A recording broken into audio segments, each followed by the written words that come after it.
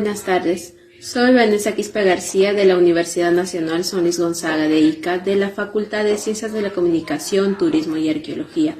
Soy de la Escuela de Arqueología, voy cursando el 9º ciclo, que le da la bienvenida a esta nueva ponencia organizada por el Semillero de Investigación, Investigación y Progreso, que en esta vez contaremos con el arqueólogo Luis Condori, quien nos hablará sobre algunos ejemplos de artes mural en el periodo formativo centroandino.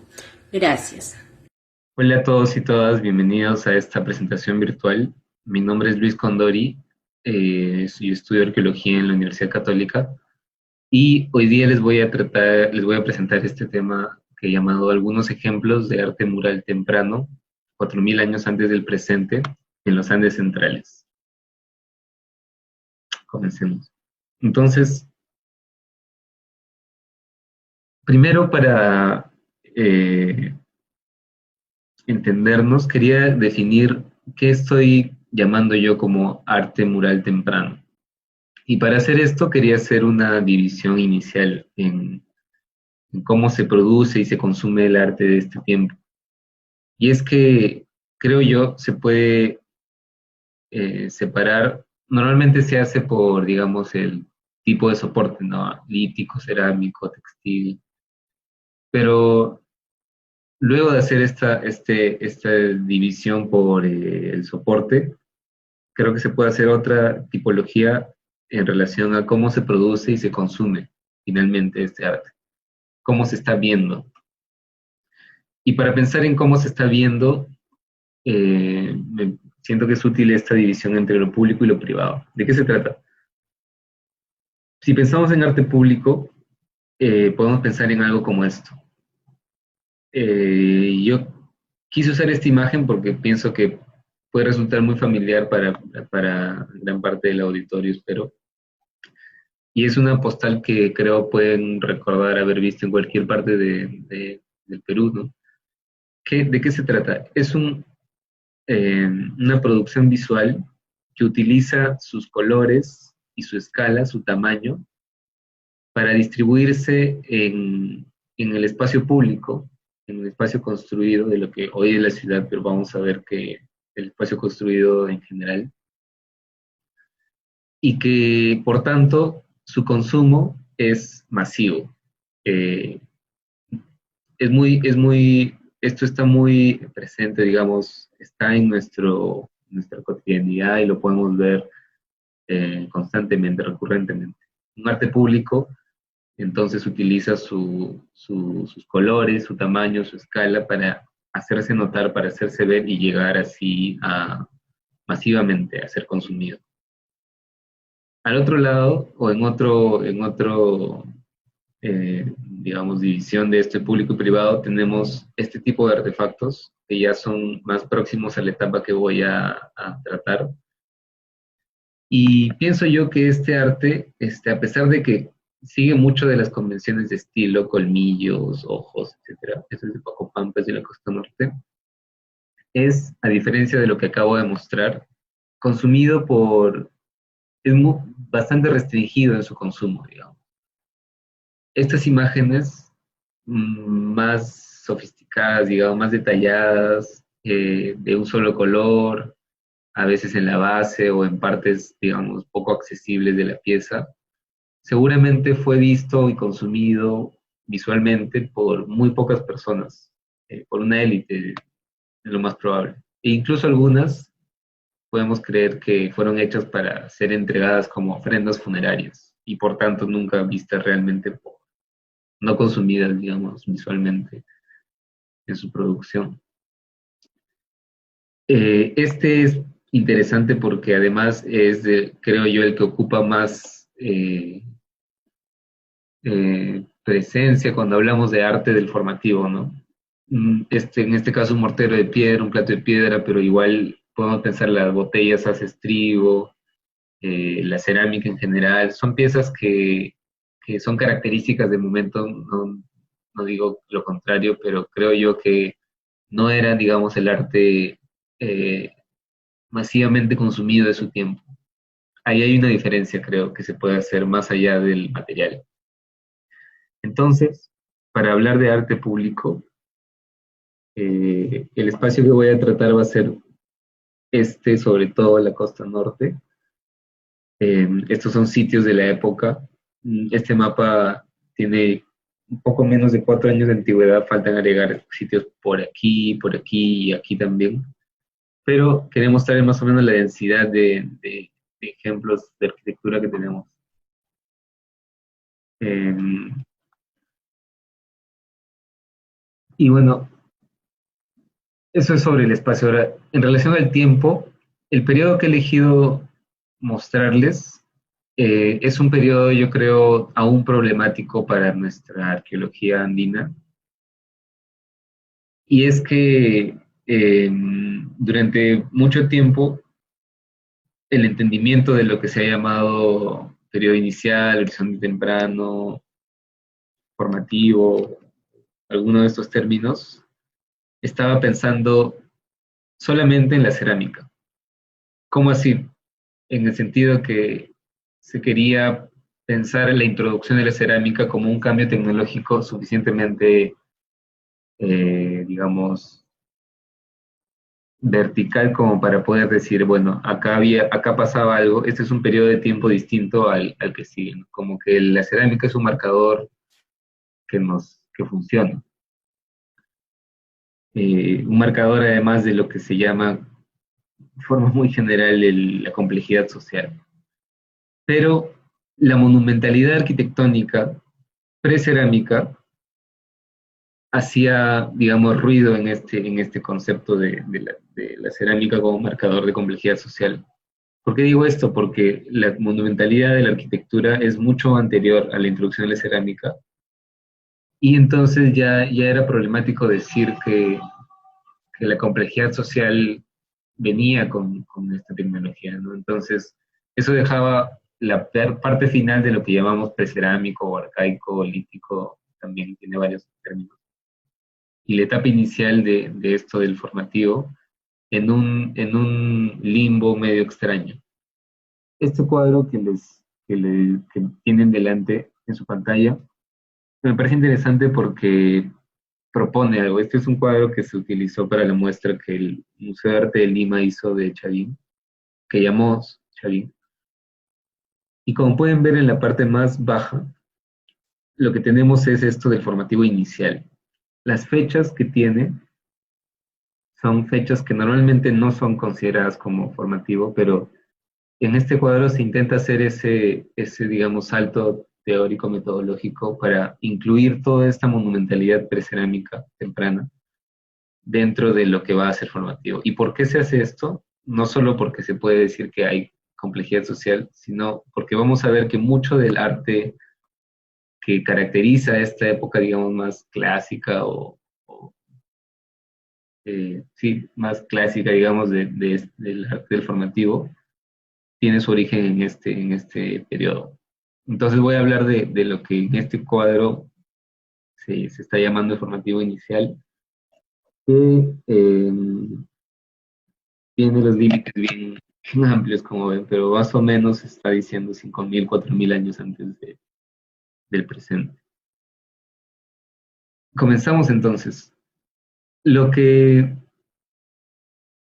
lo que me parece importante utilizar para empezar a entender esta producción artística son los antecedentes inmediatos. Estos antecedentes tienen tres características que vamos a ver casi prácticamente en todo momento, en cualquier momento de la historia del arte andino.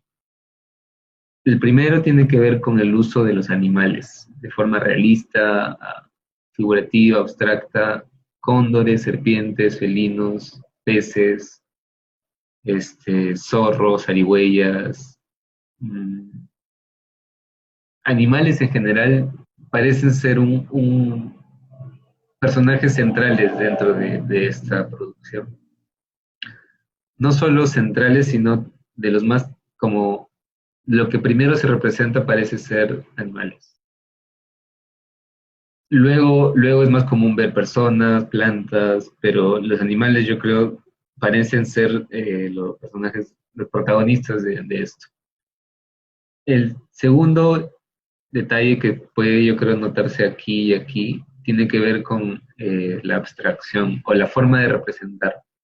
Hay mucho de simetrías laterales, hay mucho de geometría, de utilizar líneas, cuadrados, redondos. Y lo tercero tiene que ver con la posición o cómo se está presentando en estos personajes. Esto y esto, el famoso mural en Kotosh, es de lo que se llama la posición heráldica, o más fácil, visto de frente. Podemos ver a las personas como con las manos así, o con las piernas también vistas de frente. Esto, animales, figuratismo, no, geometría simétrica y posición heráldica son cosas que se mantienen como un constante en este recorrido.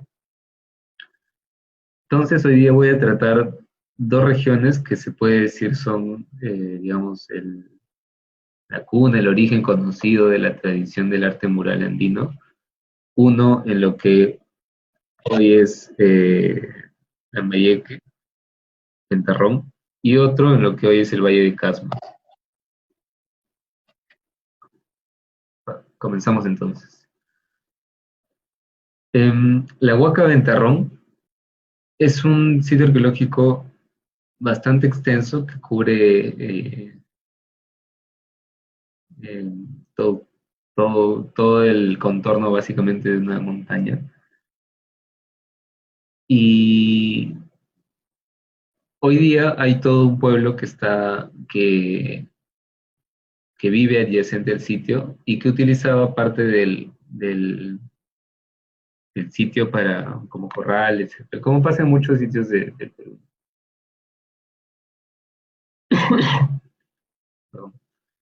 Entonces, en Ventarrón tenemos este promontorio rocoso y su primera fase de construcción se hicieron estas plataformas con una escalinata de acceso central.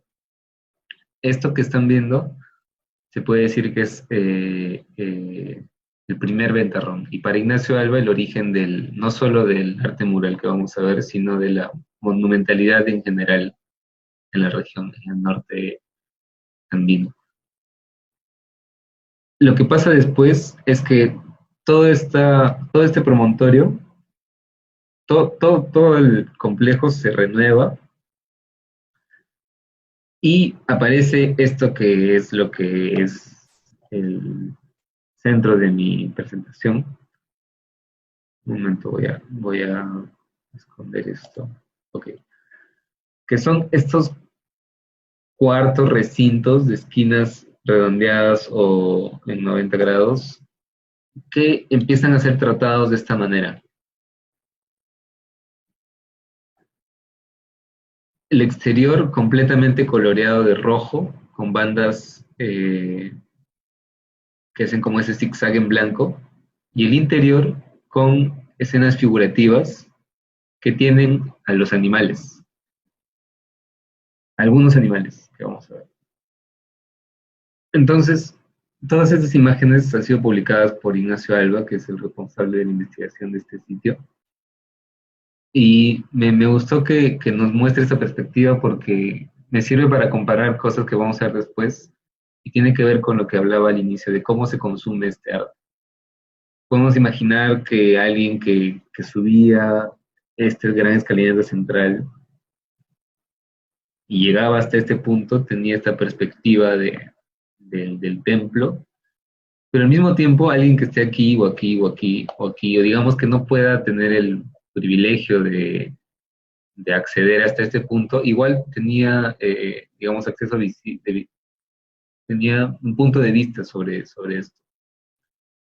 Se puede decir que hay dos ámbitos de consumo, ¿no? Que hay todo este exterior que es visible para todos y hay un interior que sería visible solo para al quien llegue hasta este punto. ¿Y qué ve el que llega hasta este punto? Bueno, esta es una foto del descubrimiento del mural y de la consolidación. Bueno, la foto de la izquierda no ayuda, lo siento. Esto sí nos ayuda. Seguramente han visto estas imágenes antes. Se trata de venados que estarían siendo capturados con una red.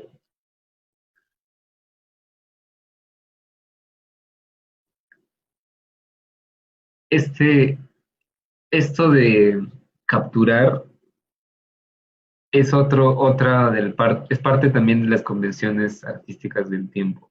Y yo creo que es algo que se mantiene ahí. Depredar, capturar, consumir o, digamos, sustentar tu vida con la vida de otra vida. Como lenguas, ¿no? Pero tomar la vida de otro para como alimento y sustentar tu vida es un hecho que está siendo muy representado. Y una forma de hacerlo es mostrar depredadores. Vamos a ver felinos, aves, serpientes que están viéndose siempre poderosas en el sentido de usar, digamos, su poder para capturar otras vidas. Y también, como vemos aquí, en la forma humana de hacer esto, ¿no? Apoyada en las cosas como las redes para poder eh,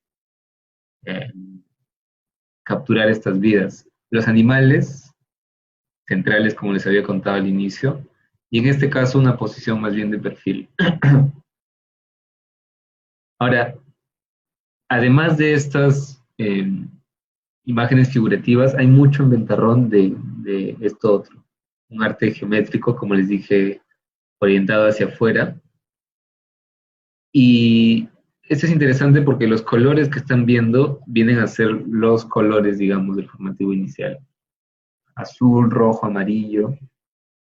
Azul, rojo y amarillo es lo que se ve más blanco también, y luego sus combinaciones. Pero esta paleta, digamos, de colores que están viendo delante de ustedes es el, el denominador común del tiempo.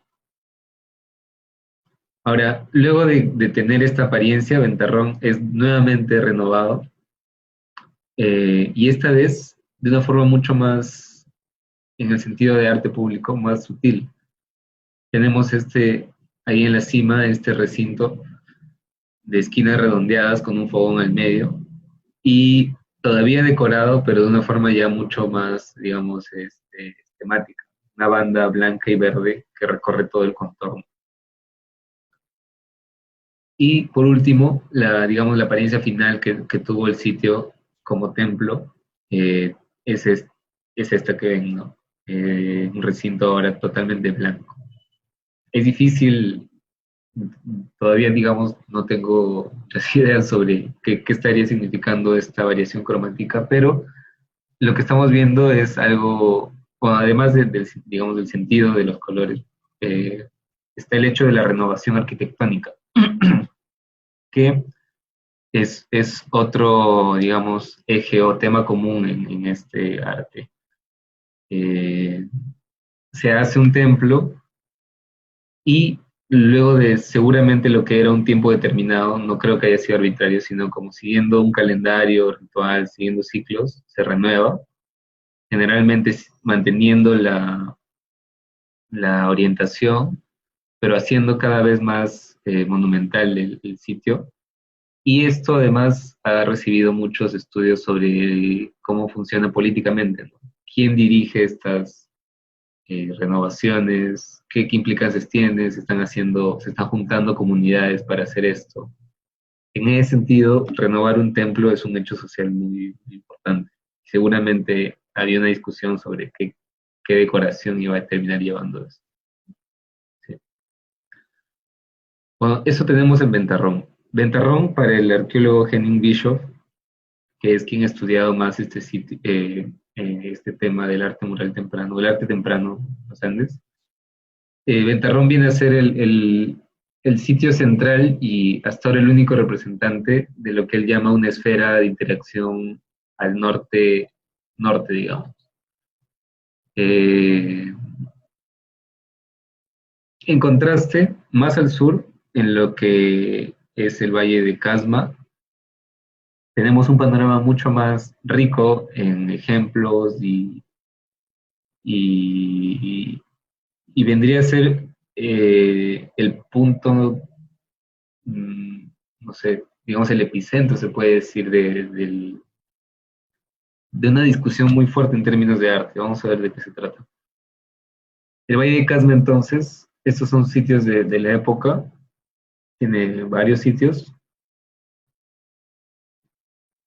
y del que me interesa hablar primero es este Sechín Bajo. Acabo de contarles cómo la renovación arquitectónica es un hecho central en este tiempo. Y lo que están viendo, todo este gran edificio pintado de rojo que están viendo, viene a ser, no es el primer Sechín Bajo. El primer Sechín conocido hasta ahora es esta sombra oscura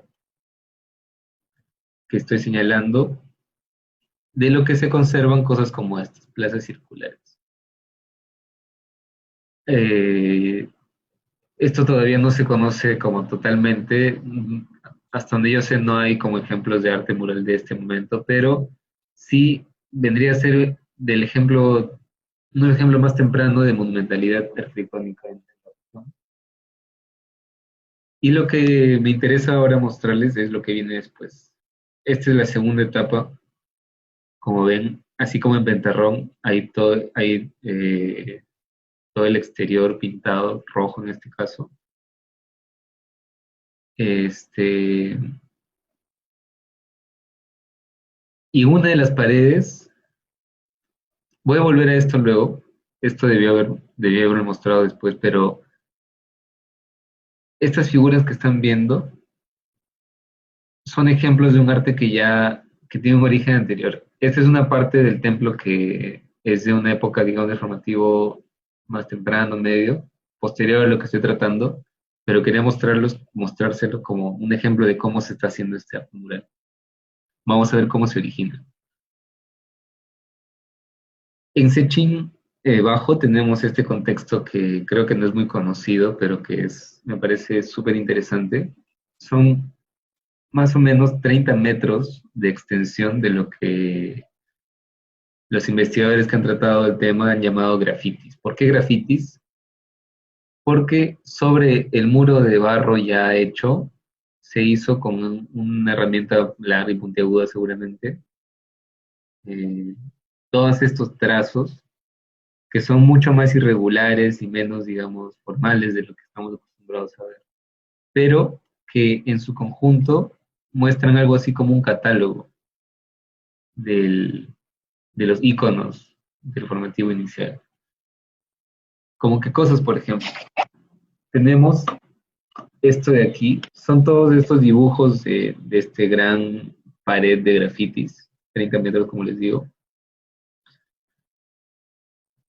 Y tenemos primero este símbolo, que como les voy a mostrar en un rato es algo que, que está muy presente, que es este cuadrado, a veces redondo, con 4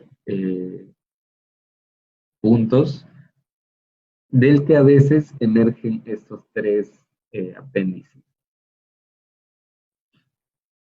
Cuando veamos los ejemplos, más ejemplos de esto, se van a dar cuenta que este cuadrado de 4 puntos es algo así como una semilla. ¿Por qué lo digo? Porque en casi todos los casos en los que vamos a ver, está relacionado con el origen de algo, y ese algo generalmente es algo poderoso. Y además tenemos esta extensión de 3 apéndices, que también es algo que parece que se está empezando a formular en esta época, pero que más adelante es algo recontra común, que Bishop le llama el aliento de poder. Estos apéndices a veces se ven como emergiendo de la boca de un personaje poderoso, y también se ven como germinaciones. Imagínense que esto es como una semilla y de la que salen como un brote. En general parece que hay se están enfocando en el hecho de cómo la vida se genera y se produce, ¿no? Cómo nosotros, las personas, al hablar, al emitir sonidos y alientos, estamos viviendo, respirando, y cómo las plantas, al emitir estos brotes, también están mostrándose vivas. Digamos que estos 3 apéndices son una forma bien elegante, además de mostrar este concepto. Otro que vamos a ver también siempre son las cabezas. La cabeza parece, o sea, tenemos brazos, piernas, troncos, todo, ¿no? Pero si así como estoy mostrando en este caso la semilla o el origen de la vida así esquemático, parece que en el cuerpo lo que se entiende como el origen o el centro es la cabeza. Muchas de estas cabezas, como ven, son de ojos cerrados con boca hacia abajo, que parece ser como mostrar como que están muertas, son cabezas, digamos, decapitadas. Pero también hay estas otras de ojos abiertos, de colmillos visibles y con bandas sobre las mejillas, que parecen ser el opuesto, ¿no? Si esta cabeza está cortada y muerta, esta cabeza está muy viva y activa. Y en esta misma pared de grafitis tenemos esta gran figura, que es súper interesante porque condensa un poco, condensa mucho de lo que ya les he mostrado. Primero, tenemos la posición de perfil, tenemos el rostro con el ojo que llaman bicorne algunos por estas dos extensiones. Y aquí tenemos los apéndices que acabo de decirles, son como la expresión, el aliento de la vida de un ser poderoso, que a veces antecede a un pico o unas mandíbulas, a veces como de insecto. El hecho de que haya una boca con colmillos, un pico como de ave y este aliento, nos muestra que este ser no es solo, no es uno. Y no solo tenemos que la cabeza, o sea, parece que es una cabeza apoyada de un cuerpo, pero vemos que hay otra cabeza más humanizada. La oreja a veces nos sirve para ver que es más humanizado. Lo que mostraría que hay como una, como que la posibilidad de germinar algo así, como si la cabeza pudiera germinar otra, y la que germinó puede germinar colmillos y picos. No. Creo que lo de la metáfora así de la vida y la actividad sirve bien para entender. Lo otro es este signo escalonado, también que vamos a verlo mucho, y de nuevo estos apéndices en grupos de tres que ya les he contado que es una forma de mostrar actividad, las garras públicas. Estos son tallas de hueso de otros sitios, Palca, me parece que Palca y las Aldas, se nota que alguna relación tienen que tener con este grafito. Con ese chin bajo, seguimos en el Valle de Casma y ahora lo que vamos a pasar es un sitio que también es súper importante para hablar de esta época bien temprana del arte formativo, que es Cerro Sechín. De nuevo volviendo, recordándoles de qué momento estamos hablando. Cerro Sechín, así como Ventarrón, aprovecha o utiliza una formación natural que es la base de una colina y una gran formación rocosa para utilizarlo como cimientos. Yo creo que eso tiene una explicación práctica porque te ayuda a ganar altura sin tener que hacer tú mismo los cimientos, ¿no? Pero también, y sobre todo, es muy posible que la elección de utilizar estos lugares para construir tenga un sentido más religioso, ritual. Eh, Mucho se ha dicho, seguramente, obviamente han escuchado de cómo hay esto de los apus, cómo la geografía está animada. Hay hay un uso de estos espacios, de estos hitos del paisaje para construir. Cerro Sechín es un ejemplo de eso. Y como todos los sitios que hemos visto, no, no se trata de un Cerro Sechín, son varios Cerros Sechín. En Cerro Sechín lo que tenemos primero es mucho barro. Eh, Se trata de recintos de esquinas redondeadas con habitaciones interiores y que han recibido decoración en lo que muchos investigadores llaman en estos sitios el atrio. ¿Por qué atrio? Porque viene a ser como un punto intermedio entre la escalera de acceso y la cámara central. Es como una sala de espera, digamos. Ahora, el hecho de que muchos de los murales que conocemos esté concentrado aquí puede ser, no, puede ser por el hecho de que solamente se han excavado esta parte en muchos de los sitios porque se espera encontrar estas cosas y, por ejemplo, no sabemos qué está pasando acá o acá, o simplemente es una convención, ¿no? Es como que el atrio siempre está decorado. Pero yo creo que esto solo se puede asegurar si como que ampliamos nuestros conocimientos de lo que está pasando en el resto del edificio. No lo sabemos. Entonces, el que entre a Sechín, el de barro, el cerro Sechín de barro, llegue a la escalera de acceso y alcance el atrio, tendría esto delante. En este caso no tenemos los colores, pero ahorita vamos a verlos. Lo que me interesa de esta imagen es la escala, 5 metros. Estamos hablando más o menos de 20 metros de extensión de todo esto. Y estos murales, pues, son, volviendo a lo que habla del inicio de la escala, están hechos para verse, no hay duda de eso. ¿Y qué tenemos? ¿Qué es lo que se está hecho para verse? En este caso, dos felinos de perfil, se puede ver las garras, la cola, y al entrar a un segundo nivel, ¿se acuerdan en Mentarrón vimos como primero se ven las bandas blanquirrojas y recién adentro se veía el venado capturado? En Sechín, lo que recién se ve adentro es esto. Eh, es un personaje, yo creo, más humano, tiene la mano extendida aquí, tiene esta como faldellín o taparrabo, que Bishop llama como el taparrabo Sechín por la forma que tiene, que luego están las lápidas de piedra famosas.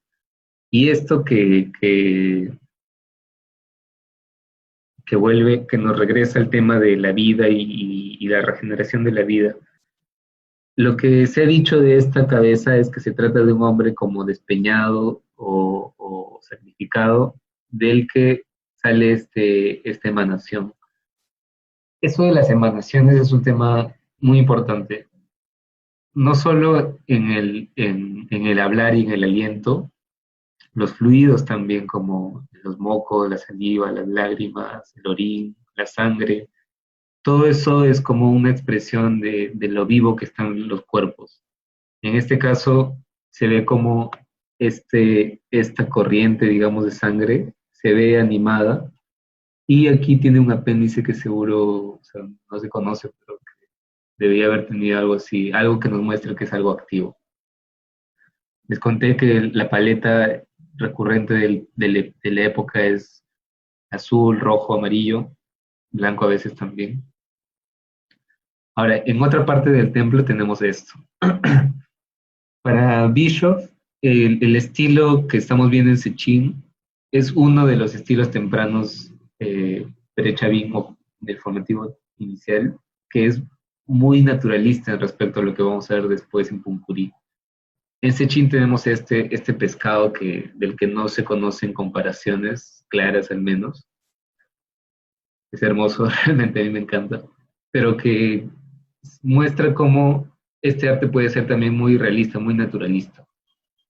Son enormes estos peces, están todos grabados en el barro fresco. Ahora, este ya es de los últimos sitios que voy a mostrar, Puncurí. Puncurí también ha sido bastante, más o menos, excavado desde la época de Tello, digamos. También ha pasado en Pucurí lo que decimos en el sitio anterior, ¿no? Conocemos la fachada, la parte frontal, pero que no tengo mucha idea de qué está pasando en el resto del edificio.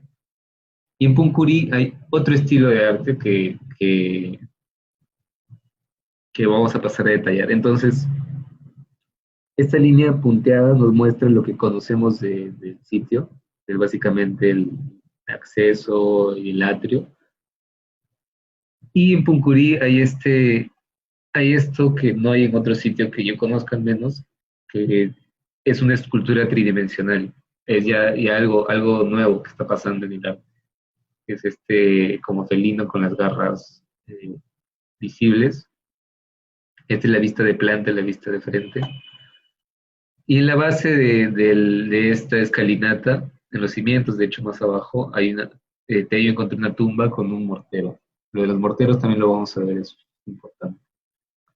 En Puncurí hay este relieve, el primer relieve y el segundo relieve, en dos niveles de visibilidad y de acceso. Primero el famoso felino, pueden ver el ojo bicorne o el ojo así con dos apéndices, las garras visibles, eh, su aspecto actual lamentablemente fue destruido. Y bueno, lo que tenemos como primer mural es esto, que no está completo, no se ve completo, pero que muestra una fuerte tendencia hacia lo geométrico. Si hablamos que en Sechín había un naturalismo en los felinos, en los peces,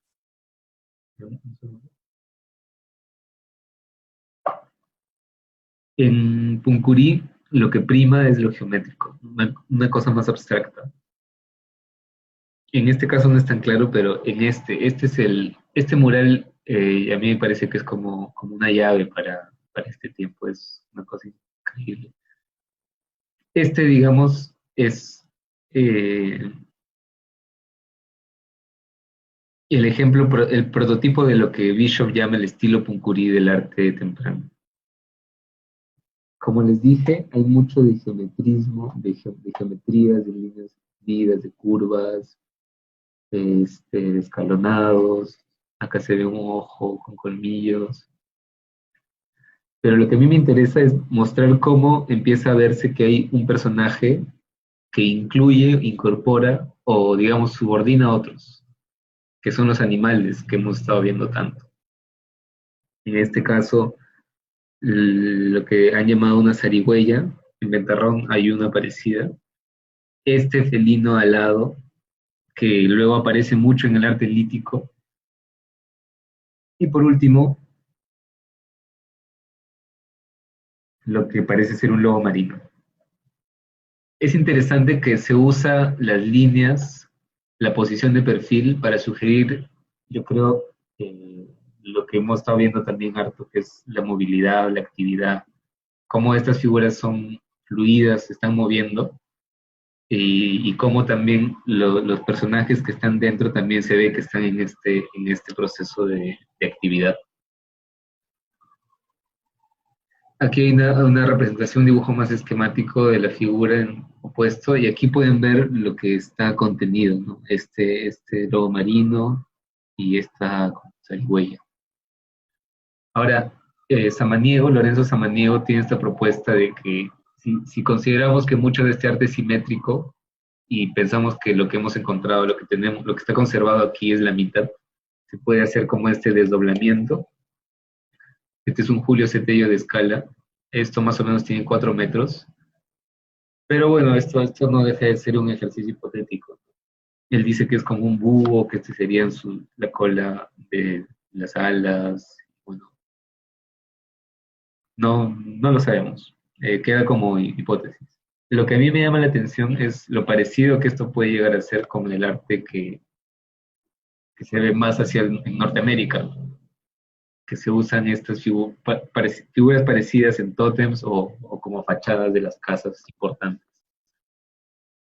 Lo mismo con lo que hay en México, en todo esto olmeca, el preclásico. No estoy sugiriendo que haya habido que sea como una sola cultura o un difusionismo, pero sí hay, digamos, convenciones recurrentes en todo el arte americano.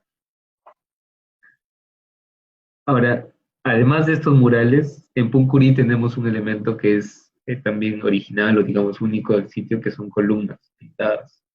Bishop llama la atención sobre cómo hay estos cangrejos en telas de huacaprieta anteriores, pero que, digamos, refuerza esta idea del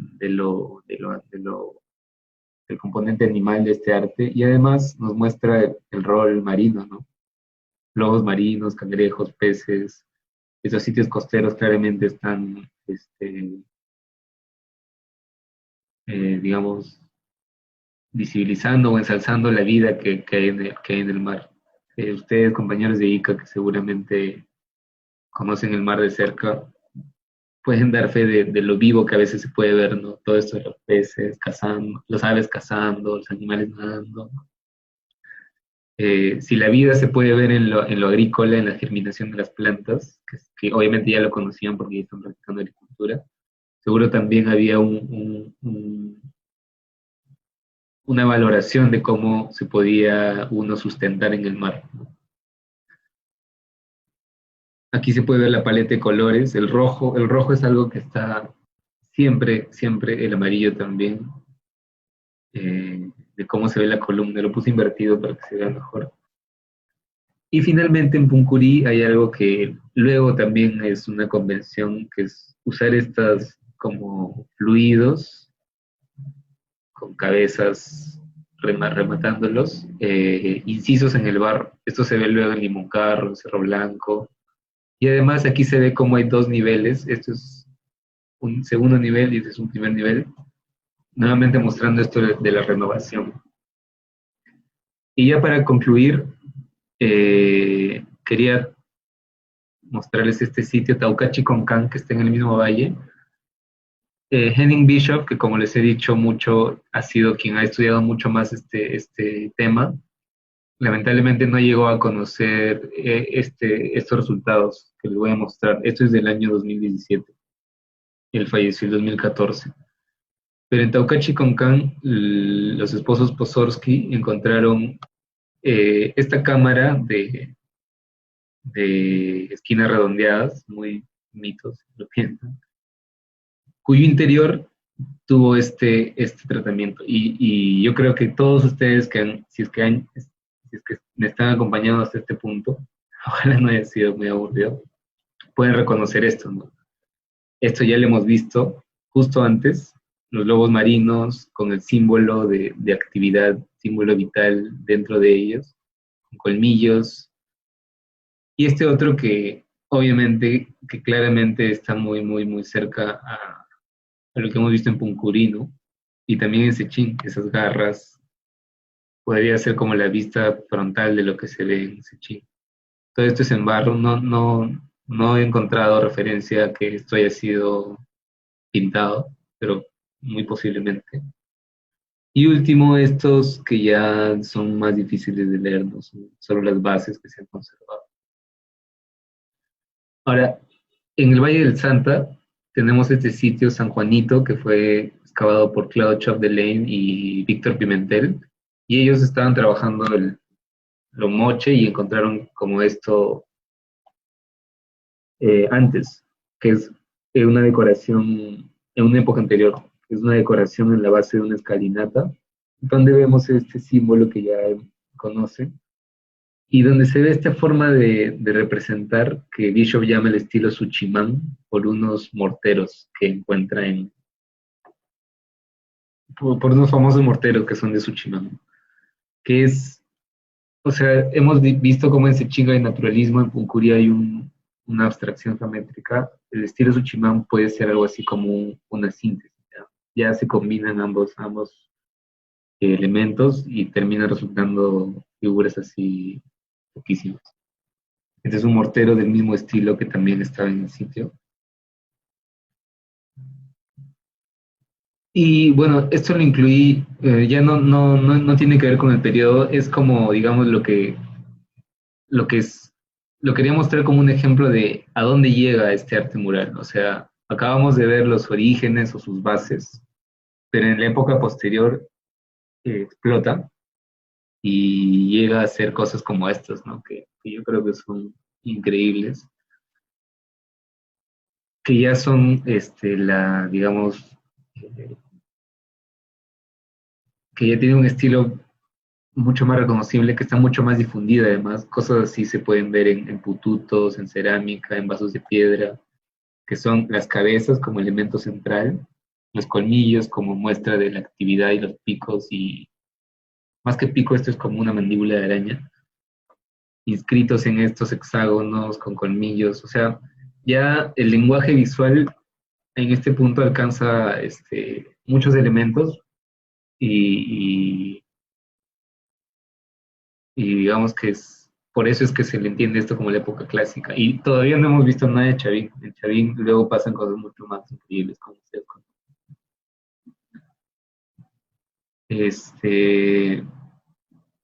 Ahora, dos cosas para cerrar. Uno es la técnica constructiva. Esto es en Ventarrón, pero lo que es más común en el resto de sitios son los adobes cónicos. O sea, el núcleo de la arquitectura monumental temprana que hemos estado viendo son adobes cónicos puestos a veces como en contraposición o a veces en el mismo sentido.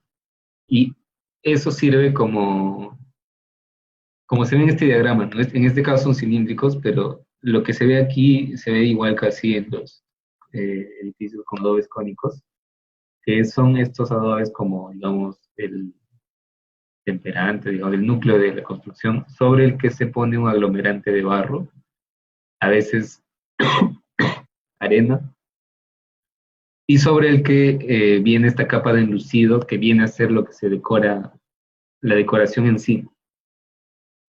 Esa es una cosa. Y la segunda cosa es el uso de pigmentos. Todos los colores que hemos encontrado, rojo, azul, amarillo, eh, obviamente son naturales, muchos de ellos minerales. El rojo parece que viene de la hematita, por ejemplo. El negro sabemos que viene del carbón. El blanco de la hematita. Déjenme ver la referencia. Sí, básicamente esos serían los colores que se usan más. Ah, y el azul que viene del índigo. Entonces, hemos estado viendo cómo se va formulando esta tradición arquitectónica temprana, cómo son sus elementos, cómo se construye, cómo se consume, cómo se ve. Y creo que es importante como empezar a reconocer primero sus elementos más básicos y recién ahí podemos como empezar a dar sentido a toda la explosión que viene después. Por ejemplo, esto que es de una región que está cerca, que ustedes fijo conocen, que son estas famosas telas pintadas que se encuentran en cementerios ahí en la región de Ica. Aquí claramente el lenguaje visual ya está en otro nivel, ¿no? Peter Kaulike llama la atención sobre cómo hay como una grilla geométrica que se utiliza para distribuir, pero ya el hecho de los colmillos, de las garras, de los ojos, de los predadores, de las serpientes, ya todo eso está funcionando en conjunto para crear estas imágenes que 3.000 años después todavía nos sorprenden, todavía nos invitan a pensar y nos muestran cómo esta gente estaba experimentando, haciendo arte y con una conciencia muy, muy clara de su ambiente, de su religión y con un resultado, yo creo, estéticamente hermoso, en una palabra. Bueno, espero que les haya gustado. Esto es todo, compañeros, compañeras. Todas las fuentes que he utilizado están aquí. Voy a darle un tiempo para que ustedes puedan quizás tomarle una captura de pantalla. Pueden escribirme, tengo yo todos estos artículos, libros, se los envío sin ningún problema. Ojalá tengan algunas preguntas, yo feliz de responder también. Y nada, quería terminar felicitando la iniciativa que han tenido. Saludar a la Universidad San Luis Gonzaga también por este esfuerzo. Este es mi correo, si quieren escribirme, y conmigo sería hasta una próxima oportunidad. Muchas gracias.